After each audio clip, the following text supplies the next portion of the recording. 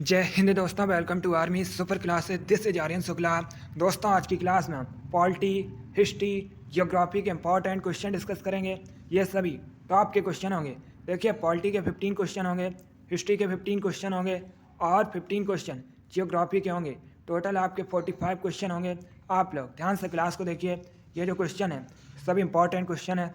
कुछ ऐसे क्वेश्चन हैं जो एसएससी जीडी की परीक्षा में पूछे गए हैं और ये टॉप के क्वेश्चन हैं। सबसे पहले आप लोग क्लास को लाइक करिए, अपने फ्रेंड ग्रुप सभी जगह शेयर कर दीजिएगा ताकि ज़्यादा से ज़्यादा लोग जुड़ सकें। और जो फ्रेंड इस चैनल पर नए हैं वो चैनल को सब्सक्राइब करेंगे, बेल आइकन को प्रेस कीजिए ताकि सभी नोटिफिकेशन आप तक पहुंच सकें। और हाँ, क्लास के अंत में अपना स्कोर ज़रूर बताइए कि आपके 45 में से कितने क्वेश्चन राइट निकले। चलिए शुरू करते हैं आज की क्लास। क्वेश्चन नंबर फर्स्ट के लिए आंसर करिए। इंपॉर्टेंट क्वेश्चन है, आपके एग्जाम में पूछा हुआ क्वेश्चन है। आपको बताना है उकाई परियोजना कहाँ स्थित है। बताइएगा उकाई परियोजना भारत के किस राज्य में स्थित है। ऑप्शन नंबर ए मध्य प्रदेश में, ऑप्शन नंबर बी तेलंगाना में, ऑप्शन नंबर सी आंध्र प्रदेश में या ऑप्शन नंबर डी गुजरात में। क्वेश्चन नंबर फर्स्ट के लिए आंसर करिए। आपको बताना है उकाई परियोजना कहाँ स्थित है। इसका right answer option number D होगा, गुजरात में।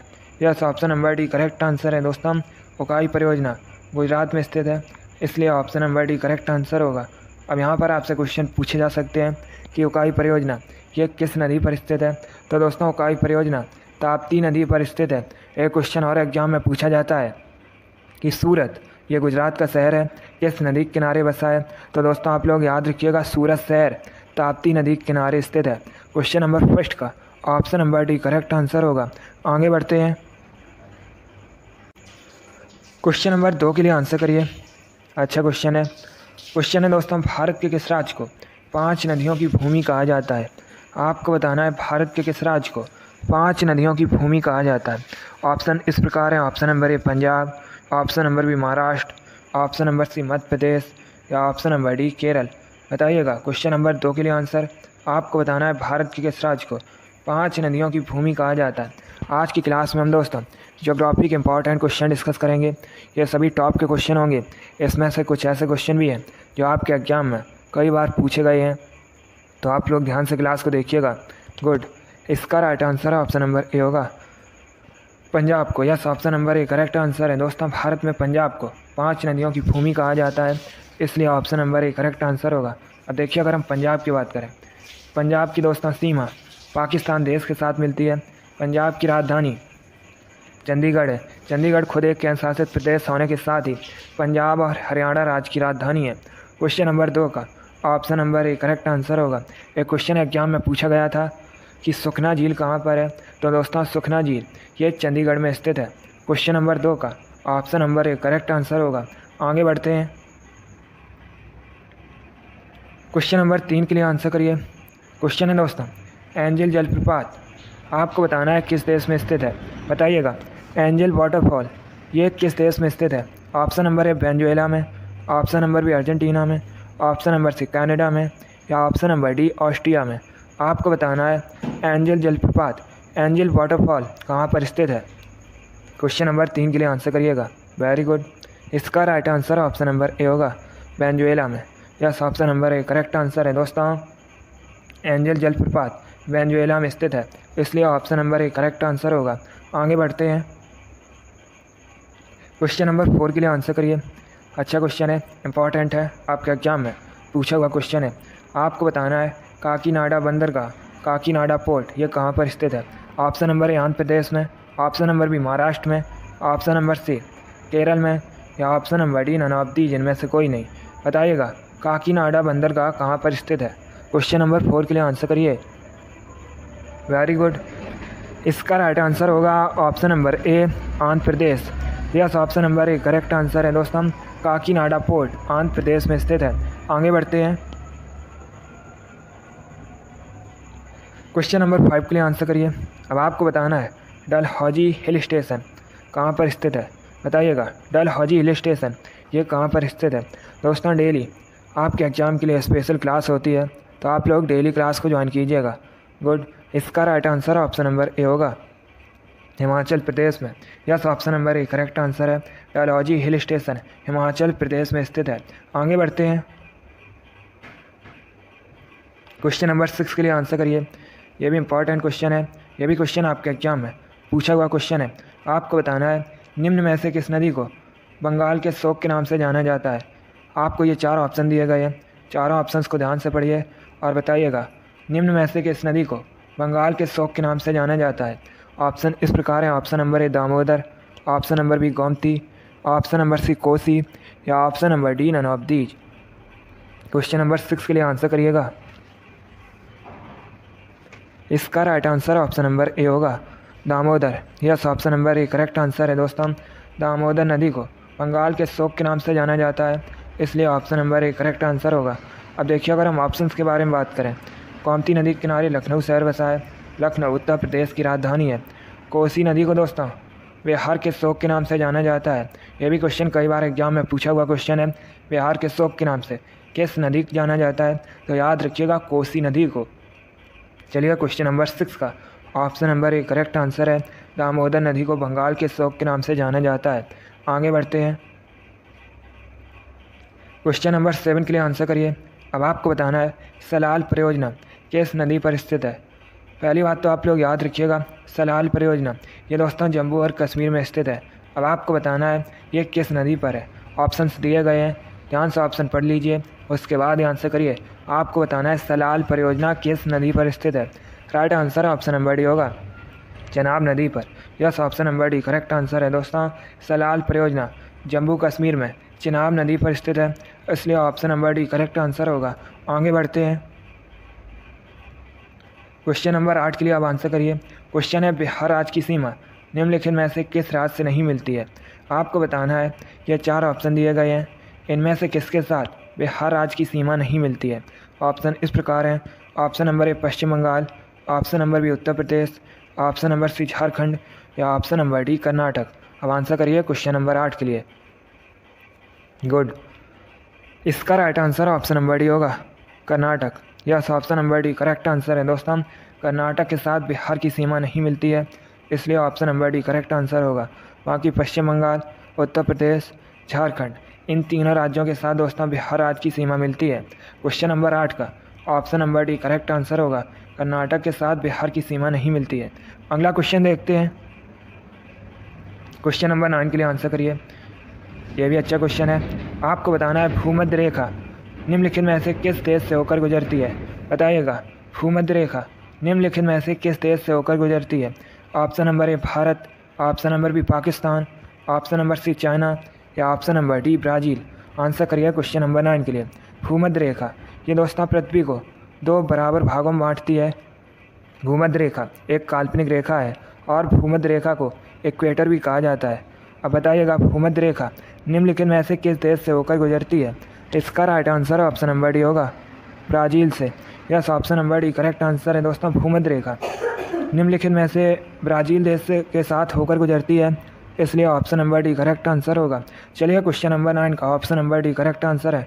अब आप लोग क्लास खत्म होने के बाद कमेंट बॉक्स में ब्राज़ील देश की कैपिटल बताइएगा, ब्राज़ील देश की राजधानी का नाम क्या है। इसका आंसर आप लोग क्लास खत्म होने के बाद कमेंट बॉक्स में दीजिएगा। अगला क्वेश्चन देखते हैं, क्वेश्चन नंबर 10 के लिए आंसर करिए। अब आपको बताना है टेहरी बांध, टेहरी डैम ये दोस्तों किस नदी पर स्थित है। बताइएगा टेहरी बांध किस नदी पर स्थित है। Option number A Sutlej, option number B Kaveri, option number C Bhagirathi या option number D Krishna. Question number 10 के लिए आंसर करिएगा। गुड, इसका right answer option number C होगा, Bhagirathi. Yes, option number C correct answer है दोस्तों। टेहरी बांध भागीरथी नदी पर स्थित है, इसलिए option number C correct answer है। अब आप लोग बताइएगा टेहरी बांध ये किस राज्य में स्थित है। चलिए जल्दी से बताइएगा टेहरी बांध किस राज्य में स्थित है। गुड, यस दोस्तों, टेहरी बांध उत्तराखंड में स्थित है। क्वेश्चन नंबर 10 का option number C correct answer है, टेहरी बांध भागीरथी नदी पर है। आगे बढ़ते हैं, क्वेश्चन नंबर 11 के लिए आंसर करिए। यह भी इंपॉर्टेंट क्वेश्चन है, यह भी क्वेश्चन आपके एग्जाम में कई बार इसी प्रकार से पूछा गया है। क्वेश्चन है दोस्तों विंध्याचल और सतपुड़ा पहाड़ियों के बीच से होकर बहने वाली मुख्य नदी कौन सी है। आपको बताना है विंध्याचल और सतपुड़ा पहाड़ियों के बीच से होकर बहने वाली मुख्य नदी कौन सी है। Option number A Narmada, option number B Godavari, option number C Kosi या ऑप्शन नंबर डी गोमती। चलिए क्वेश्चन नंबर 11 के लिए आंसर करिएगा। इसका right answer option number A होगा Narmada. Yes, option number A correct answer है दोस्तों। विंध्याचल और सतपुड़ा पहाड़ियों के बीच से होकर बहने वाली मुख्य नदी नर्मदा है, इसलिए option number A correct answer होगा।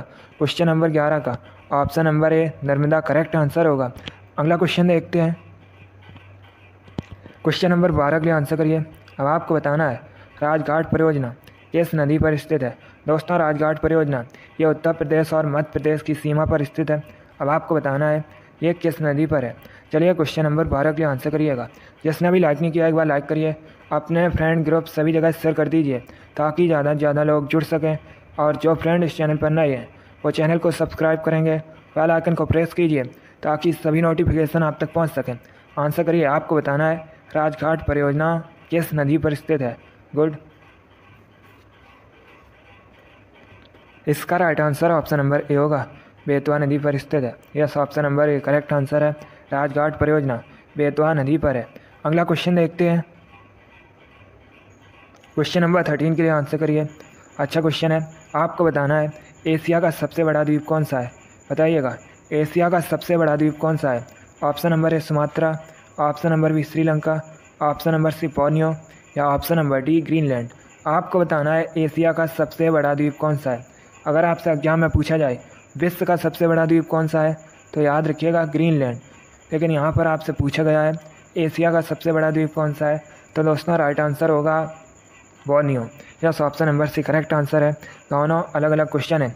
एशिया का सबसे बड़ा द्वीप बोर्नियो है और विश्व का सबसे बड़ा द्वीप ग्रीनलैंड है। चलिए क्वेश्चन नंबर 13 का option number C correct answer होगा। अगला क्वेश्चन देखते हैं। क्वेश्चन नंबर 14 के लिए आंसर करिए। आपको बताना है तुंगभद्रा परियोजना किस नदी पर स्थित है। क्वेश्चन नंबर 14 के लिए आपको आंसर देना है। आपको बताना है तुंगभद्रा परियोजना किस नदी पर बनी है। Option number A Kosi, option number B Tungabhadra, option number C Tapti या ऑप्शन नंबर डी महानदी। इसका right answer option number B होगा Tungabhadra. Yes, option number B correct answer है। तुंगभद्रा परियोजना तुंगभद्रा नदी पर बनी है। आगे बढ़ते हैं। क्वेश्चन नंबर 15 के लिए आंसर करिए। ये भी अच्छा क्वेश्चन है। क्वेश्चन है दोस्तों साबरमती नदी का उद्गम किस राज्य से हुआ है। आपको बताना है साबरमती का नदी का उद्गम किस राज्य से हुआ है। ऑप्शन नंबर ए गुजरात से, ऑप्शन नंबर बी पंजाब से, ऑप्शन नंबर सी राजस्थान से या ऑप्शन नंबर डी हरियाणा से। अब देखिए इसका right answer option number C होगा राजस्थान से। Yes, option number C correct answer है दोस्तों। बहुत से लोग कंफ्यूज हो जाते हैं कि साबरमती नदी का उद्गम गुजरात से हुआ है, लेकिन ऐसा नहीं है।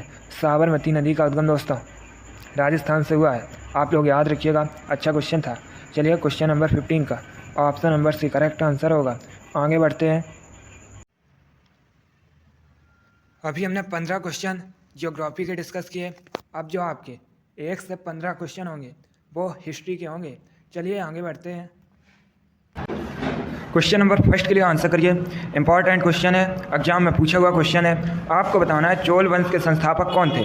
बताइएगा चोल वंश के संस्थापक कौन थे। बहुत अच्छे। पहले आप लोग ध्यान से ऑप्शन पढ़िए, उसके बाद ही आंसर करिएगा। आपके एग्जाम में इसी प्रकार के क्वेश्चन पूछे जाते हैं। ये तो क्वेश्चन आपके एग्जाम में पूछा हुआ क्वेश्चन है। आपको बताना है चोल वंश के संस्थापक कौन थे। Very good.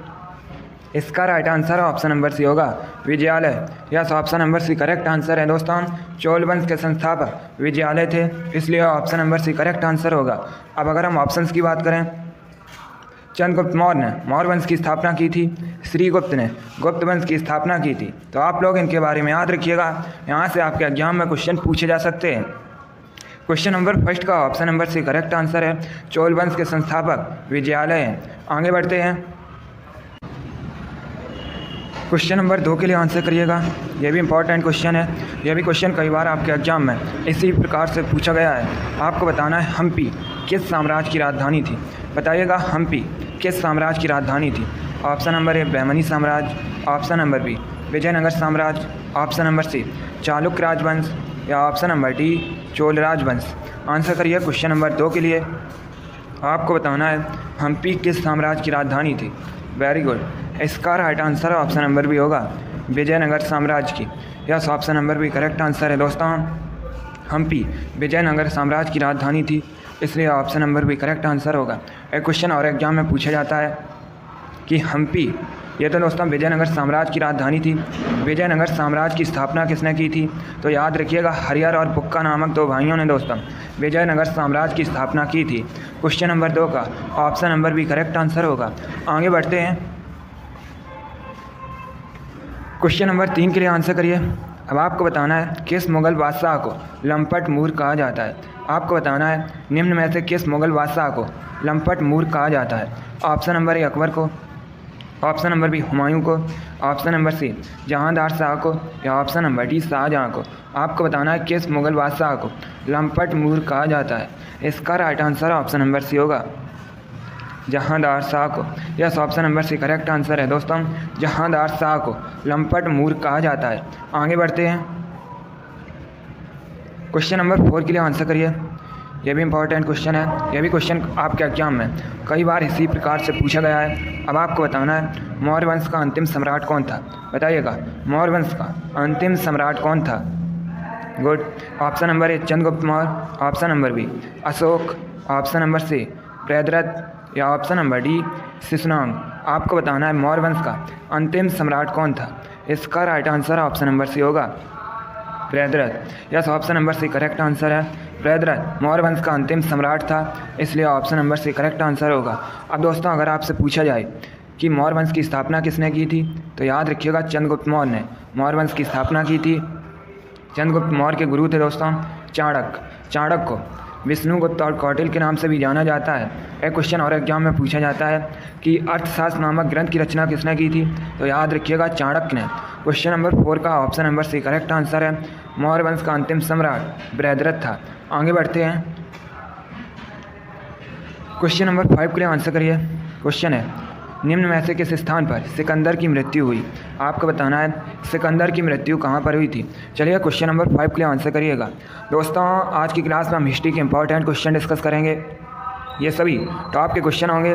इनमें से कुछ ऐसे क्वेश्चन भी हैं जो आपके एग्जाम में कई बार इसी प्रकार से पूछे गए हैं, तो आप लोग ध्यान से क्लास को देखिएगा। इसका राइट आंसर क्या होगा, आपको बताना है निम्न में से किस स्थान पर सिकंदर की मृत्यु हुई थी। इसका right answer option number C होगा, बेबीलोन में। Yes, option number C correct answer है दोस्तों, बेबीलोन में सिकंदर की मृत्यु हुई थी, इसलिए option number C correct answer होगा। क्वेश्चन नंबर 5 का option number C correct answer है। आगे बढ़ते हैं, क्वेश्चन नंबर 6 के लिए आंसर करिए। यह भी अच्छा क्वेश्चन है। आपको बताना है उज्जैन का प्राचीन नाम क्या है। बताइएगा उज्जैन का प्राचीन नाम क्या है। उज्जैन मध्य प्रदेश का शहर है। उज्जैन क्षिप्रा या शिप्रा नदी के किनारे बसा है। और एक क्वेश्चन आपके एग्जाम में पूछा गया था महाकालेश्वर मंदिर कहाँ पर है, तो ये भी दोस्तों उज्जैन में है। बताइएगा उज्जैन का प्राचीन नाम क्या है। वेरी गुड, इसका right answer option number C होगा, Avantika. Yes, option number C correct answer है दोस्तों, अवंतिका उज्जैन का प्राचीन नाम है। अगला क्वेश्चन देखते हैं, क्वेश्चन नंबर 7 के लिए आंसर करिएगा। अब आपको बताना है निम्न में से किस शहर का प्राचीन नाम मायापुरी है। बताइएगा किस शहर का प्राचीन नाम मायापुरी है। ऑप्शन इस प्रकार हैं, option number A Haridwar, option number B Patna, option number C Ujjain, या ऑप्शन नंबर डी ननौतीज। आपको बताना है किस शहर का प्राचीन नाम मायापुरी है। इसका right answer option number A होगा, Haridwar. Yes, option number A correct answer है, हरिद्वार का प्राचीन नाम मायापुरी है, इसलिए option number A correct answer होगा। हरिद्वार उत्तराखंड में है, आप लोग भी जानते होंगे। एक क्वेश्चन पूछ लेते हैं कि हरिद्वार किस नदी के किनारे बसा है, तो याद रखिएगा गंगा नदी के किनारे। अब अगर हम ऑप्शंस की बात करें, पटना, ये दोस्तों वर्तमान में बिहार की राजधानी है। पटना भी गंगा नदी के किनारे बसा है। और एक क्वेश्चन पूछा जाता है पटना का प्राचीन नाम क्या है, तो याद रखिएगा पटना का प्राचीन नाम पाटलिपुत्र है। ऑप्शन नंबर सी की अगर हम बात करें उज्जैन, तो अभी मैंने आपको बताया था उज्जैन का प्राचीन नाम अवंतिका है। उज्जैन मध्य प्रदेश का शहर है और ये क्षिप्रा या शिप्रा नदी के किनारे बसा है। आगे बढ़ते हैं, क्वेश्चन नंबर 8 के लिए आंसर करिए। अब आपको बताना है लोधी वंश की स्थापना किसने की थी। बताइएगा लोधी वंश की स्थापना किसने की थी। Option number A Bahlol Lodi, option number B Sikandar Lodi, option number C Ibrahim Lodi, या option number D none of these, इनमें से कोई नहीं। आपको बताना है लोधी वंश की स्थापना किसने की थी। इसका राइट आंसर होगा option number A Bahlol Lodhi. Yes, option number A correct answer है दोस्तों, लोधी वंश की स्थापना बहलोल लोदी ने की थी, इसलिए option number A correct answer होगा। अब यहाँ पर आपसे क्वेश्चन और पूछ सकते हैं कि लोधी वंश का अंतिम शासक कौन था, तो याद रखिएगा इब्राहिम लोधी वंश का अंतिम शासक था। अगला क्वेश्चन देखते हैं। क्वेश्चन नंबर 9 के लिए आंसर करिएगा। आपको बताना है कैसे ईरान का नेपोलियन कहा जाता है, बताइएगा ईरान का नेपोलियन किसे कहा जाता है। जिसने अभी लाइक नहीं किया एक बार लाइक करिए, अपने फ्रेंड ग्रुप सभी जगह शेयर कर दीजिएगा ताकि ज़्यादा से ज़्यादा लोग जुड़ सकें। और जो फ्रेंड इस चैनल पर नए हैं वो चैनल को सब्सक्राइब करेंगे, बेल आइकन को प्रेस कीजिए ताकि सभी नोटिफिकेशन आप तक पहुंच सकें। डेली आपकी क्लास होती है स्पेशल आपके एग्ज़ाम के लिए, तो आप लोग डेली क्लास को ज्वाइन कीजिएगा। आपको बताना है किसे ईरान का नेपोलियन कहा जाता है। Right answer option number A होगा, नादिर शाह को। Yes, option number A correct answer है दोस्तों। नादिर शाह को ईरान का नेपोलियन कहा जाता है, इसलिए option number A correct answer होगा। अब आपसे एग्जाम में पूछ सकते हैं कि भारत का नेपोलियन किसे कहते हैं, तो समुद्रगुप्त को दोस्तों भारत का नेपोलियन कहा जाता है। आगे बढ़ते हैं। क्वेश्चन नंबर 10 के लिए आंसर करिएगा।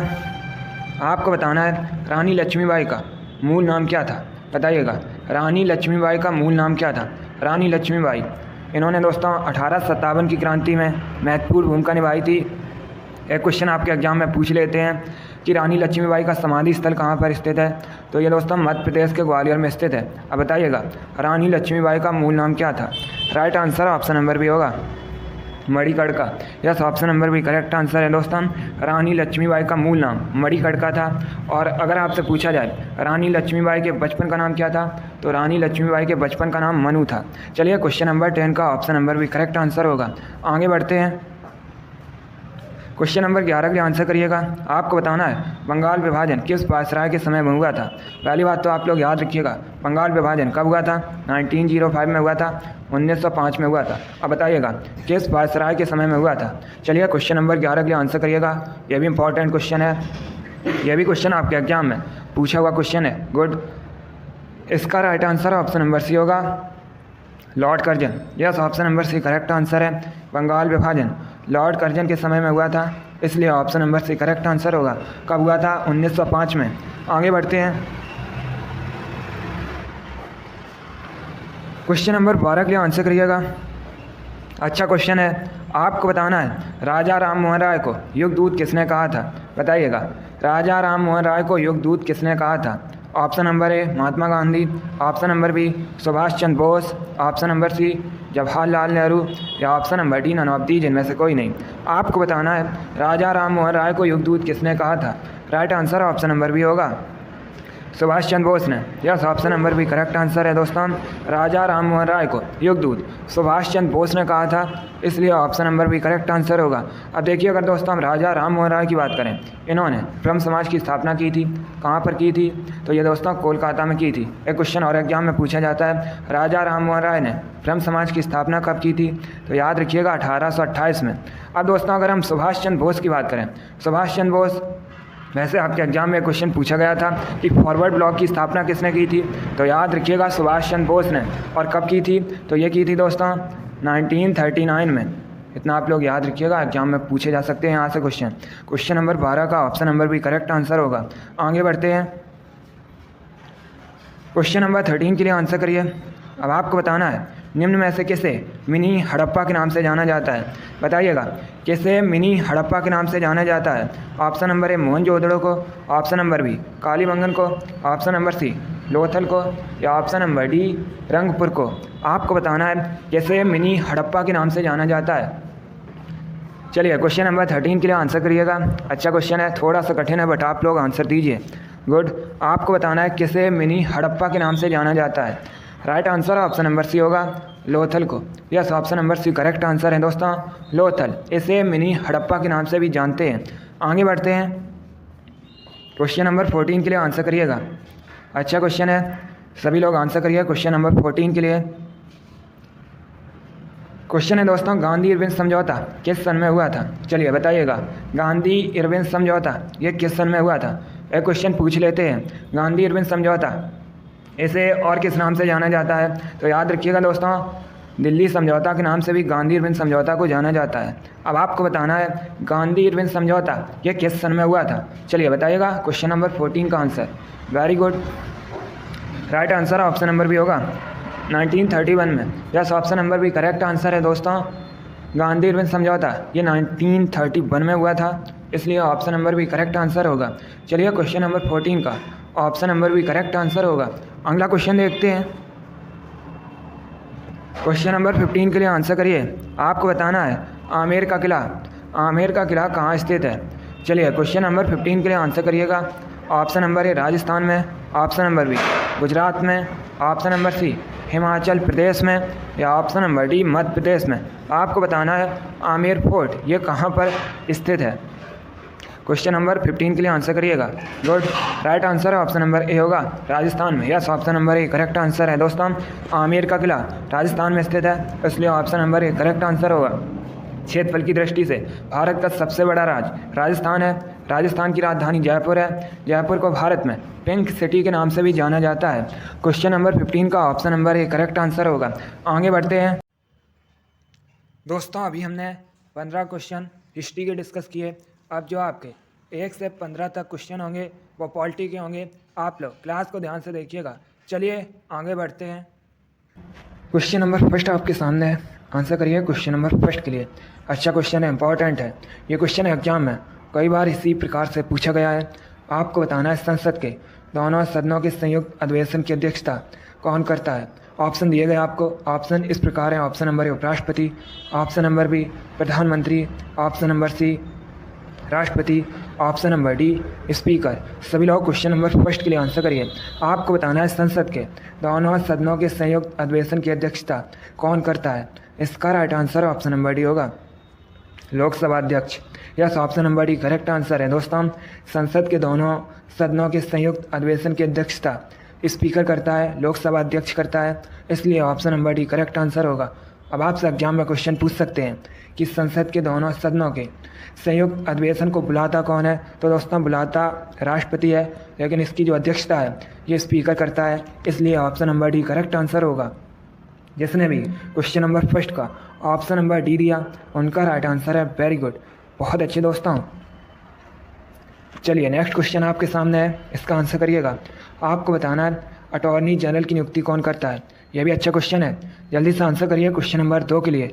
बहुत अच्छे दोस्तों, वेरी गुड। इसका राइट आंसर क्या होगा। आपको बताना है अटॉर्नी जनरल की नियुक्ति कौन करता है। Right answer option number C होगा, राष्ट्रपति। Yes, option number C correct answer है दोस्तों। अटॉर्नी जनरल की नियुक्ति राष्ट्रपति करता है, इसलिए option number D correct answer होगा। अटॉर्नी जनरल ये दोस्तों संवैधानिक पद है। वर्तमान में भारत के अटॉर्नी जनरल कौन है। के वेणुगोपाल हैं, ये भी आप लोग याद रखिएगा। चलिए क्वेश्चन नंबर 2 का option number C correct answer होगा। अगला क्वेश्चन देखते हैं। क्वेश्चन नंबर 3 आपके सामने है। आपको बताना है राष्ट्रीय आपातकाल की घोषणा किसके द्वारा की जाती है। सभी लोग क्वेश्चन नंबर 3 के लिए आंसर करिए। दोस्तों आप लोग ध्यान से ऑप्शन पढ़िए, उसके बाद ही आंसर दीजिएगा। देखिए आपके एग्जाम में इसी प्रकार के क्वेश्चन पूछे जाते हैं। इनमें से कुछ ऐसे क्वेश्चन भी हैं जो एग्जाम में कई बार पूछे गए हैं, इसीलिए सभी लोग क्लास को ध्यान से देखिएगा। आपको बताना है राष्ट्रीय आपातकाल की घोषणा किसके द्वारा की जाती है। ऑप्शन दिए गए हैं, आप लोग ध्यान से ऑप्शन पढ़िए, उसके बाद ही आंसर दीजिएगा। इसका राइट आंसर है ऑप्शन नंबर सी होगा, राष्ट्रपति। Yes, option number C correct answer है दोस्तों। राष्ट्रीय आपातकाल की घोषणा राष्ट्रपति द्वारा की जाती है, इसलिए option number C correct answer होगा। क्वेश्चन नंबर 3 का option number C correct answer है। क्वेश्चन नंबर 4 आपके सामने है। ये भी अच्छा क्वेश्चन है। ये भी क्वेश्चन कई बार इसी प्रकार से एग्जाम में पूछा गया है। आपको बताना है उच्च सदन किसे कहा जाता है। सभी लोग क्वेश्चन नंबर 4 के लिए आंसर करिए। ऑप्शन दिए गए ऑप्शन इस प्रकार हैं। Option number A Lok Sabha, option number B Rajya Sabha, option number C Vidhan Sabha, option number D none of these. आपको बताना है उच्च सदन किसे कहा जाता है। जल्दी से आंसर करिए क्वेश्चन नंबर 4 के लिए। इसका राइट आंसर होगा ऑप्शन नंबर बी राज्यसभा को। Yes, option number B correct answer है दोस्तों। उच्च सदन राज्यसभा कहा जाता है, इसलिए option number B correct answer होगा। निम्न सदन लोकसभा कहा जाता है। सबसे अधिक दोस्तों राज्यसभा सीट भारत में उत्तर प्रदेश में है। कितनी है? 31 है, आप लोग याद रखिएगा। और सबसे अधिक लोकसभा सीट ये भी उत्तर प्रदेश में है, 80 है, आप लोग याद रखिए। चलिए क्वेश्चन नंबर 4 का option number B correct answer होगा। जिसने भी क्वेश्चन नंबर 4 का ऑप्शन नंबर बी दिया उनका राइट आंसर है। Very good. अगला क्वेश्चन देखते हैं। क्वेश्चन नंबर 5 आपके सामने है। अब आपको बताना है भारत के मुख्य चुनाव आयुक्त की नियुक्ति कौन करता है। सभी लोग क्वेश्चन नंबर 4 के लिए आंसर करिए। ऑप्शन दिए गए हैं, ध्यान से ऑप्शन पढ़िए, उसके बाद ही आंसर करिएगा। बहुत अच्छे दोस्तों, देखिए आप लोग क्लास खत्म होने के बाद कमेंट बॉक्स में ज़रूर बताइएगा कि आपके कितने क्वेश्चन राइट निकले। जल्दी से आंसर करिए क्वेश्चन नंबर 5 के लिए। आपको बताना है भारत के मुख्य चुनाव आयुक्त की नियुक्ति कौन करता है। इसका right answer option number A होगा, राष्ट्रपति। Yes, option number A correct answer है। राष्ट्रपति भारत के मुख्य चुनाव आयुक्त की नियुक्ति करता है, इसलिए option number A correct answer है। जिसने भी क्वेश्चन नंबर 5 का ऑप्शन नंबर ए दिया उनका राइट आंसर है। वेरी गुड, बहुत अच्छे दोस्तों। चलिए नेक्स्ट क्वेश्चन आपके सामने है, क्वेश्चन नंबर 6 है। जल्दी से आंसर करिए क्वेश्चन नंबर 6 के लिए। आपको बताना है जब भारतीय संविधान बना उस समय कितने अनुच्छेद थे। क्वेश्चन नंबर 6 के लिए आंसर करिएगा। ये भी क्वेश्चन एग्जाम में कई बार इसी प्रकार से पूछा गया है। देखिएगा पॉलिटी के इसी प्रकार के क्वेश्चन पूछे जाते हैं। सभी लोग क्लास को ध्यान से देखिएगा और जो क्वेश्चन आए उसे आप लोग नोट डाउन कीजिए। आंसर करिए क्वेश्चन नंबर 6 के लिए। आपको बताना है जब भारतीय संविधान बना उस समय कितने अनुच्छेद थे। इसका right answer option number A होगा, 395। Yes, option number A correct answer है। जब भारतीय संविधान बना था उस समय दोस्तों 395 अनुच्छेद थे, आर्टिकल थे। अब आपसे एग्जाम में पूछ सकते हैं कि जब भारतीय संविधान बना था उस समय कितनी अनुसूचियाँ थीं, तो आप लोग याद रखिएगा 8 अनुसूचियाँ थीं। चलिए क्वेश्चन नंबर 6 का option number A correct answer होगा। अगला क्वेश्चन देखते हैं। क्वेश्चन नंबर 7 आपके सामने है। आपको बताना है भारतीय संविधान सभा का उपाध्यक्ष किसे नियुक्त किया गया था। सभी लोग क्वेश्चन नंबर 7 के लिए आंसर करिए। पहले ध्यान से ऑप्शन पढ़िए, उसके बाद ही आंसर करिएगा। इसका राइट आंसर क्या होगा, जल्दी से बताइए। आपको बताना है भारतीय संविधान सभा का उपाध्यक्ष किसे नियुक्त किया गया था। इसका right answer option number D होगा, HC मुखर्जी को। Yes, option number D correct answer है। भारतीय संविधान सभा का उपाध्यक्ष HC मुखर्जी को नियुक्त किया गया था, इसलिए option number D correct answer होगा। अब यहाँ से आपके एग्जाम में और क्वेश्चन पूछे जा सकते हैं। जैसे दोस्तों भारतीय संविधान सभा का अस्थायी अध्यक्ष किसे नियुक्त किया गया था, तो याद रखिएगा सच्चिदानंद सिन्हा को।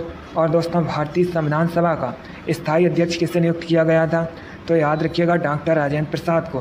तीनों अलग अलग क्वेश्चन हैं, तीनों के बारे में याद रखिए। चलिए क्वेश्चन नंबर 7 का option number D correct answer होगा। अगला क्वेश्चन देखते हैं। क्वेश्चन नंबर 8 आपके सामने है। अब आपको बताना है राज्य के मुख्यमंत्री तथा अन्य मंत्रियों की नियुक्ति कौन करता है। सभी लोग क्वेश्चन नंबर 8 के लिए आंसर करिएगा। ऑप्शन दिए गए हैं, ध्यान से ऑप्शन पढ़िए, उसके बाद ही आंसर करिए। दोस्तों जिसने अभी लाइक नहीं किया एक बार लाइक करिए और इसे ज़्यादा से ज़्यादा शेयर कीजिएगा। जल्दी से आंसर करिए क्वेश्चन नंबर 8 के लिए। इसका right answer option number C होगा, राज्यपाल। Yes, option number C correct answer है। जिसने भी क्वेश्चन नंबर 8 का ऑप्शन नंबर सी दिया उनका राइट आंसर है। Very good. अगला क्वेश्चन देखते हैं। क्वेश्चन नंबर 9 आपके सामने है। आपको बताना है भारत में सबसे बड़ी विधानसभा किस राज्य में है। क्वेश्चन नंबर 9 के लिए आंसर करिए। ऑप्शन दिए गए ऑप्शन इस प्रकार हैं। Option number A Uttar Pradesh, option number B Bihar, option number C Kerala, option number D Maharashtra. आपको बताना है भारत में सबसे बड़ी विधानसभा किस राज्य में है। इसका right answer option number A Uttar Pradesh होगा। Yes, option number A correct answer है। उत्तर प्रदेश की विधानसभा भारत में सबसे बड़ी विधानसभा है, इसलिए option number A correct answer है। जिसने भी क्वेश्चन नंबर 9 का ऑप्शन नंबर ए दिया उनका राइट आंसर है। Very good. अगला क्वेश्चन देखते हैं। क्वेश्चन नंबर 10 आपके सामने है। अच्छा क्वेश्चन है, सभी लोग आंसर करिए। आपको बताना है भारतीय संसद के कितने अंग हैं। क्वेश्चन नंबर 10 के लिए आंसर करिएगा। यह भी क्वेश्चन UP-SSC की परीक्षा में पूछा हुआ क्वेश्चन है, बिल्कुल इसी प्रकार से पूछा गया था। इसका right answer option number B होगा, 3। Yes, option number B correct answer है। दोस्तों भारतीय संसद के 3 अंग हैं, इसलिए option number B correct answer है। दोस्तों भारतीय संसद के 3 अंग राष्ट्रपति, राज्यसभा, लोकसभा हैं। चलिए क्वेश्चन नंबर 10 का option number B correct answer होगा। अगला क्वेश्चन देखते हैं। क्वेश्चन नंबर 11 आपके सामने है। सभी लोग आंसर करिए। अच्छा क्वेश्चन है। आपको बताना है लोकसभा को भंग करने का सर्वप्रथम अधिकार किसके पास है। सभी लोग क्वेश्चन नंबर 11 के लिए आंसर करिएगा। ऑप्शन दिए गए हैं, ध्यान से ऑप्शन पढ़िए, उसके बाद आंसर करिएगा। आपको बताना है लोकसभा को भंग करने का सर्वप्रथम अधिकार किसके पास है। इसका right answer option number B होगा, राष्ट्रपति। Yes, option number B correct answer है दोस्तों। लोकसभा को भंग करने का सर्वप्रथम अधिकार राष्ट्रपति के पास है, इसलिए option number B correct answer होगा। एक एग्जाम में क्वेश्चन पूछा जाता है, क्या राज्यसभा को कभी भंग किया जाता है? तो आप लोग याद रखिएगा दोस्तों, राज्यसभा को कभी भंग नहीं किया जा सकता है, ये भी याद रखिए। चलिए क्वेश्चन नंबर 11 का option number B correct answer होगा। अगला क्वेश्चन देखते हैं। क्वेश्चन नंबर 12 आपके सामने है। अच्छा क्वेश्चन है, आपको बताना है भारतीय संविधान के अनुसार कौन मौलिक अधिकार नहीं है। क्वेश्चन नंबर 12 के लिए आंसर करिए। ऑप्शन दिए गए ऑप्शन इस प्रकार हैं। ऑप्शन नंबर 1 स्वतंत्रता का अधिकार, ऑप्शन नंबर बी नौकरी का अधिकार, ऑप्शन नंबर सी धार्मिक स्वतंत्रता का अधिकार, option number D none of these. आपको बताना है भारतीय संविधान के अनुसार कौन मौलिक अधिकार नहीं है। इसका right answer option number B होगा, नौकरी का अधिकार। Yes, option number B correct answer है दोस्तों। नौकरी का अधिकार ये मौलिक अधिकार नहीं है, इसलिए option number B correct answer होगा। वर्तमान में भारतीय संविधान में कितने मौलिक अधिकार हैं? 6 मौलिक अधिकार हैं। ये दोस्तों भाग 3 में वर्णित हैं, अनुच्छेद 12 से 35 तक हैं, ये भी आप लोग याद रखिएगा। चलिए क्वेश्चन नंबर 12 का option number B correct answer होगा। अगला क्वेश्चन देखते हैं।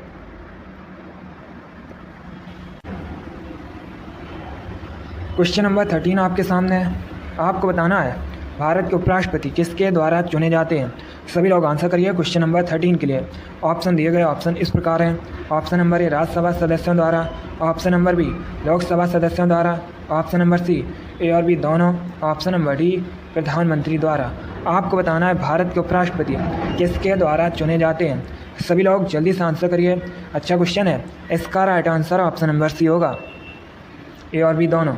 Yes, option number C correct answer है दोस्तों।